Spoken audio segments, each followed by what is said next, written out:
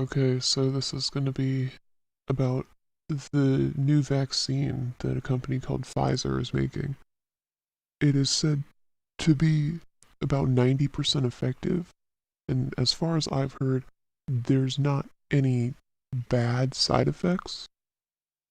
Um, the person that tried it, I've seen a headline in an article, they said you should most definitely get it. And I think the existence of a vaccine for COVID is a great idea. It's been something we've needed for a while, right? We have vaccines for like every other bad disease, and they do help. But I do think that there is going to be some problems that arise out of this occasion. Because, okay, right now, you have people wearing masks, right? The whole thing is that the masks don't protect you necessarily, they protect other people in the case that you have it, right? And if you have a vaccine, it protects you because when you get a vaccine, it is essentially giving you like the virus so your body learns how to fight it off. And in the case that you do contract it, it is going to be a lot easier for you to fight it off, and therefore you're not really going to get any symptoms from it. But that doesn't mean that you don't have it. Therefore, let's say the flu vaccine, right? I can get a flu vaccine but still give someone the flu even though I don't get sick, because you can still be a carrier for it. And that's how the COVID vaccine is going to work, right? And so you have the masks that protect other people, and you have the vaccine that protects you, right? And so theoretically, if the vaccine comes out, the majority of people get the vaccine, and the majority of people wear masks, we are a lot safer than we were before. But we already have a lot of people not wanting to wear masks. Imagine what's going to happen when you have the vaccine come out. You're going to have the people that A, still don't want to wear masks, B, don't want to get the vaccine, C, don't want to do any of them, and then you're just going to have this sort of margin of people that use that as an excuse to not wear the mask. Sort of a, someone tells them, you gotta wear a mask, ma'am, and she's going to be like, nah, there's a vaccine. Vaccine's going to fix it. I don't need to wear a mask. And so I feel like if that's the case, if that happens, that is going to make things worse. Especially because I know there's a lot of people in the United States right now. I don't know how many, but a good amount that are most definitely going to make and try to spread conspiracies that it's some weird technology. They're going to track you with it. I don't know. That's going to prevent people from getting the vaccine as well. I don't know how many people that would deter from it, but I know it'll happen. It always happens. And if we have the vaccine, yes, that is going to benefit. It's going to take down hopefully the number of cases, and like people are like it's gonna help a lot, right? We have a vaccine for the flu, right? But people still get it. And because of the vaccine, it mutates. I mean, it mutated anyway, but I think the existence of the vaccines against it are going to make it mutate more, right? Because it needs to survive. And we've already seen COVID mutate a few times, and each time it sort of gets worse, I suppose. There's different strains everywhere. But if we have a vaccine, I can only imagine what it would try to mutate into, you know? And if that would end up making it a lot worse or a lot better. Or both. You could have some places that it has mutated into a less deadly, not as bad version of it. We could also have places where it gets worse. And hopefully, if that's the case, that place that it's worse is not one of the places that has the anti-vaxxers and the anti-maskers, right? I don't know. Um, Recently, Costco. I don't know if there's any of you that don't know what a Costco is. Apparently, the European equivalent of it is a cash and carry store. I don't know. Essentially, a large store that sells food and other things. They changed their mask policy, where originally you were required to wear a mask unless you had a medical exemption. But now, even if you do have a medical exemption, you have to wear a face shield. So that should help. Um, but also, I feel like there's going to be backlash over that. There's backlash over everything nowadays anyway. But hopefully, the release of the vaccine will sort of settle things down. I do have fears that it's not going to, because it is 2020. Anything is possible, honestly. And I've seen some crazy things come out about this virus. Weird claims. I can't imagine what Trump's going to try to say about it. I hope he's going to push the vaccine. I hope he'll take this as a chance to sort of revive himself from what he did in the beginning of the pandemic. Because he didn't push masks, he said they were stupid, and now we're here with a lot of people refusing to wear them. I think the strange thing about that is people claim it's an infringement on their rights, right? That the government's trying to control you. Like, one, a lot of the people that you see that refuse to wear masks and claim it's government control are, like, far right people, I suppose. That's what you typically see on the internet, whatever. They claim the government's trying to control them through that, yet they will follow the president's every word without question. And so that's just sort of ironic. But also, they claim that it is infringing upon their rights. But in saying that, it's sort of like it's going against my personal rights, so I'm not going to, and I'm going to affect other people because I don't want to, right? It's sort of one of those situations where even if you're not comfortable for it, it's benefiting other people, and at that point you sort of should morally put other people's accommodations above your own, especially when it's just simply, I'm not comfortable doing it.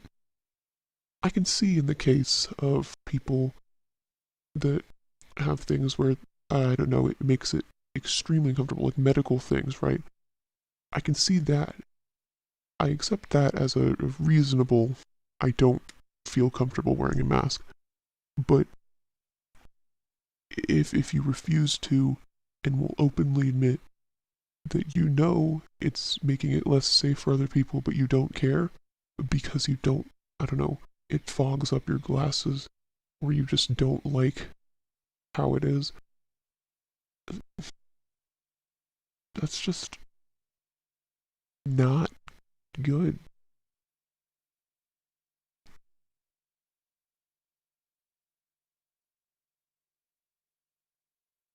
By the way, I am reading the chat. There's nothing happening there right now, but I am. If you have questions, suggestions, I will read them. Because right now, I don't really know where to go from here. I made a tweet the other day about Trump.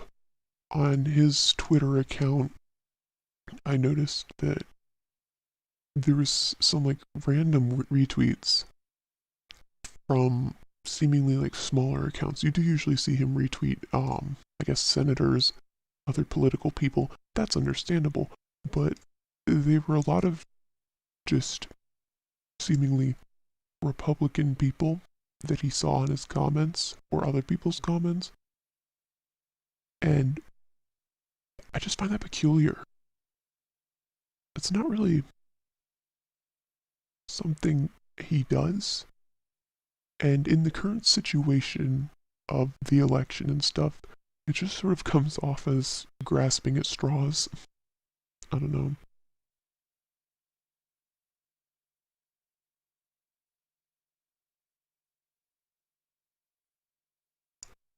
I don't know if it's a good or bad thing that we haven't seen anything particularly strange from Biden's Twitter account yet.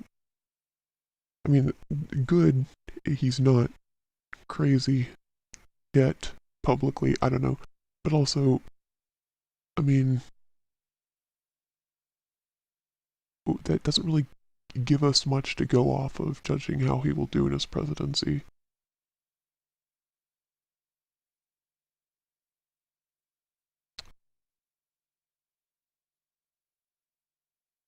I mean, we've seen both of them in political positions. We know Biden's been doing this for 40 something years. Trump isn't a politician, but he's president, right? It's two completely different perspectives on people, two completely different political parties, different views. And the idea that Biden really hasn't done that much in his 40 years, and we've seen so much come out of Trump, is kind of swaying the scales when you're trying to decide what you're going to get out of this election. That's another thing with like any election, really. You see like elections for senators and stuff, the ads on TV. It's never really about convincing the public that you're right. It's more about convincing the public that the opponent is wrong. And I know that's essentially a good strategy, but I mean, in the end,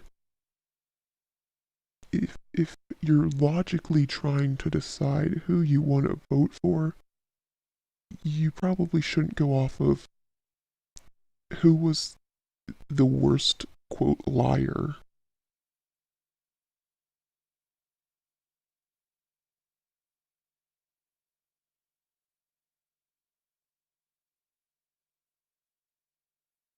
Democracy in the US right now is just, it is off the walls. Because, we've got the election, we've got everyone claiming we need to save our democracy. Everyone's like, there isn't democracy anymore. Then you got the Electoral College. People are trying to get rid of the Electoral College. And it's just a mess. In a sense, the Electoral College is logically necessary. But, I mean, in another sense, it's not. The existence of it sort of takes away from the definition of a democracy. That's why we're not a democracy. But on the other hand, if we didn't have the Electoral College, the most populated cities, which are usually Democrats, are gonna technically rule the vote. And saying that makes it sound like I'm siding with the Democrats. I don't side with either of them, honestly, but that's just how it would work. A lot of the Democrats, the more liberal people, move to the big cities, and the big cities are going to have a lot of people there, and because of that higher population, they're going to have more of a say in the vote. That's why we have the Electoral College, or at least one of the reasons, is to even out the vote amongst all the states. Then obviously you have people who don't vote the way that their state says. So that's a downside of it. And even if it's illegal, they're still gonna do it if they're compelled to enough.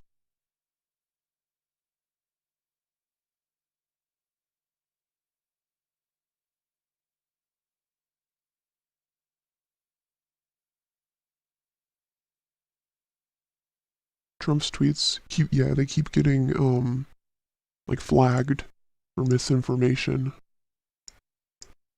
How many? There's so many of them that got flagged for that. Yeah, about election fraud. Like every one of his tweets almost have been.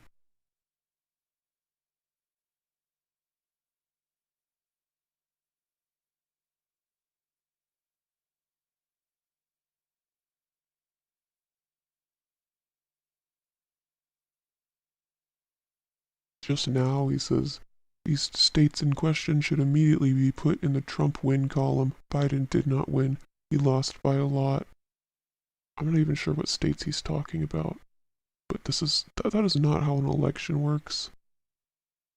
I think if he's president, he should definitely know that simply saying they should be there and saying that someone else lost is not how an election works, and most certainly is not a democracy. There's so many close-minded people everywhere, really, but right now it's on the topic of the US. So many close-minded people that refuse to see other perspectives or refuse to see the truth and blindly follow their leaders. That's on both sides, really. I know there's some die-hard Biden people, as well as there are obviously Trump people who will follow their every word no matter what. That's something that at least I, as an anon, am trying to sort of help people understand that they need to make their own choices. If you openly decide that you want to not make your own decisions like that and follow their word for word, knowing that you could potentially have quote, wrong views, follow the quote, wrong things because of that, by all means do it. But I highly encourage all of you to sort of sit back and take a nice look at the country or at the world, whatever country you're in, and just sort of question what's going on. Question your own morals. Question the morals of the leaders. Question what society thinks is morally right. Because if you follow the every word of people in power, it's probably not going to end too well.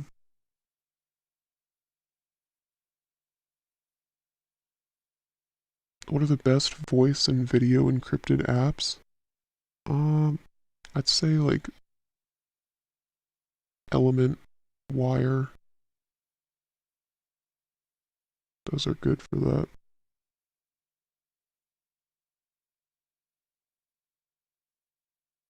Yeah, Signal's okay, but I don't think it's like the best. I haven't really looked into that at all.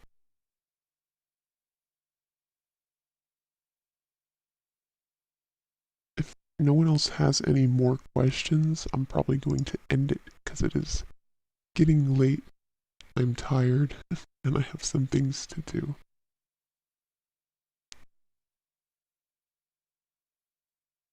I do not think there's any more questions. I hope you guys enjoyed this. I will post it on YouTube soon. Everyone have a good night, day, afternoon, whatever time it is.